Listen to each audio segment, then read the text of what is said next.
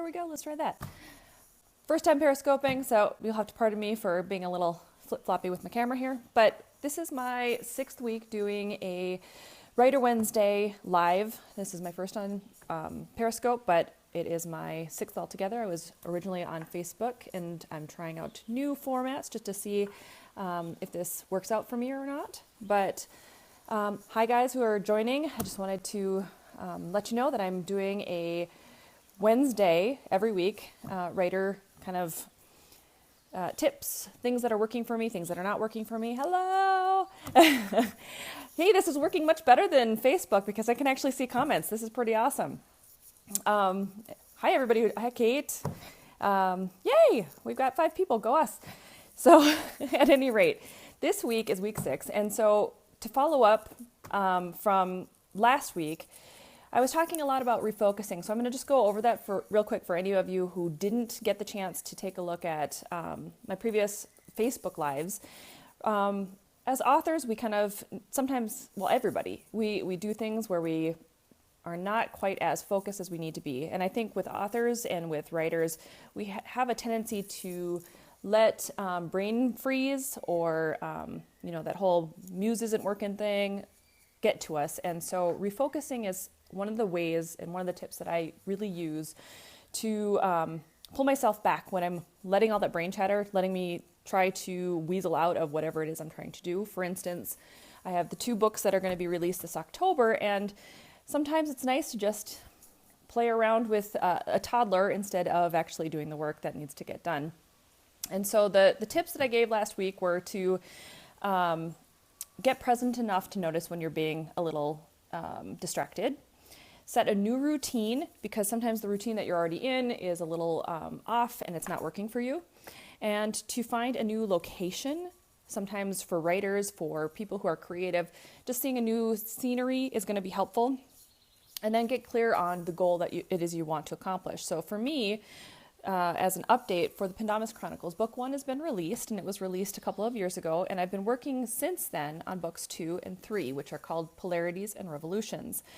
Both of the books are completed, but I'm in final edits for both, and they're going to be released and published this October. For me, though, the beginning of the year was great. I had every intention to get everything moving. It was going really well. The writing was going really well. And then I get stuck because there are parts to the editing process that are not fun. So the writing part, that's a blast. That is so cool. I could get up at 5 o'clock every morning and knock it out. But the editing part where you're trying to go, okay, is this reveal happening in the correct location? Should I reword this to be something different? Can I make this more powerful, more potent?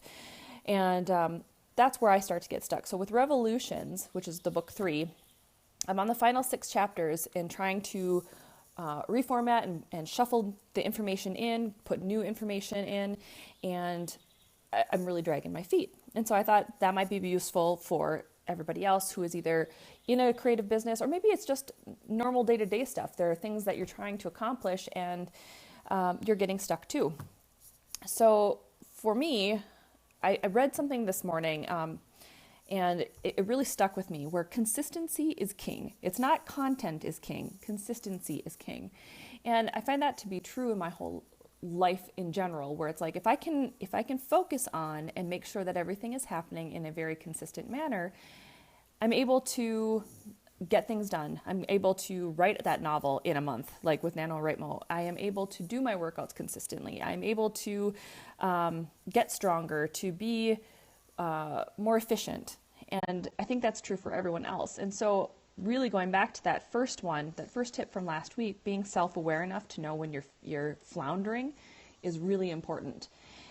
So my update for this week, when it comes to Revolutions, I haven't gone into those last 6 chapters that are being a pain in the butt, but I have instead started to reread from the very beginning Revolutions, just to try to get my head back in the game. It's been a couple of months actually since I've looked at that book, and I really needed to kind of set it aside for a little bit and then come back and hammer at it, and that's the process that I'm in. So far I'm in chapter 3, and I'm kind of doing small edits and sweeps as I'm going, but it's a process. And so eventually, obviously, I will get to those last 6 chapters and have to shuffle in the information.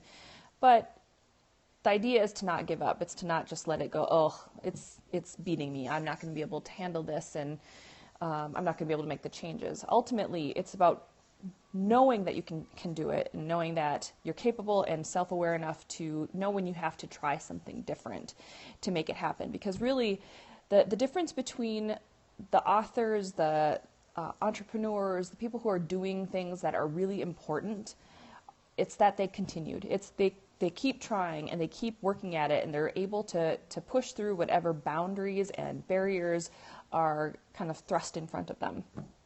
So as my week 6, one of the things that I also wanted to do was try new things. So Periscope was my new one, trying to break out there so that other people can witness what I'm doing.